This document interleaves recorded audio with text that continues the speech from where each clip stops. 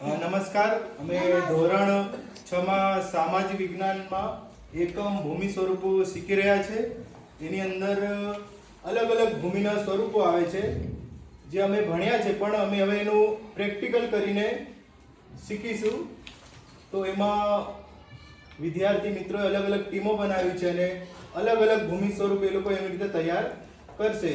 એમાં અમે આ આકાશ છે, ભૂસીર છે, ખીણ છે, ટાપુ, સમુદ્રધુની, સંયોગી ભૂમિ, દ્વિકલ્પ આવું વગેરે જાતે બનાવીને શીખીશું।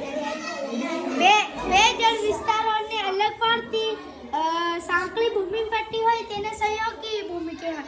આ જળ વિસ્તાર અને આ જળ વિસ્તાર તેને અલગ પાડતી આ ભૂમિ પટ્ટી, ઉદાહરણ તરીકે પન્નામાં ઉત્તર અને દક્ષિણ અમેરિકા ખંડ વસે।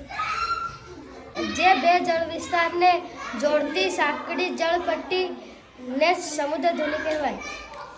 આ જળ વિસ્તાર અને આ જળ વિસ્તારને આ સાંકડી પટ્ટી જોડે છે। ભૂમિનો જે પણ લાંબો છેડો જળ વિસ્તારમાં ઘૂસાયેલો હોય એને ભૂસીર કહેવાય। જાણે કે આ જળ વિસ્તાર અને આ ભૂમિનો લાંબો છેડો, ઉદાહરણ તરીકે કન્યાકુમારી। કોઈ ભૂમિનો ભાગ ત્રણે બાજુ પાણીથી ઘેરાયેલો હોય તેને અખાત કહેવાય, ઉદાહરણ તરીકે ખંભાતનો અખાત અને કચ્છનો અખાત। એ ત્રણ બાજુ ભૂમિથી ઘેરાયેલો છે। આ પર્વતો છે એની વચ્ચે નીચાણવાળો ભાગ હોય છે એને ખીણ કહેવાય, ઉદાહરણ તરીકે કાશ્મીરની ખીણ।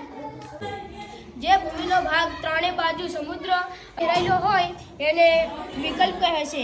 એટલે આ ભૂમિ અને આ ત્રણેય બાજુ પાણી।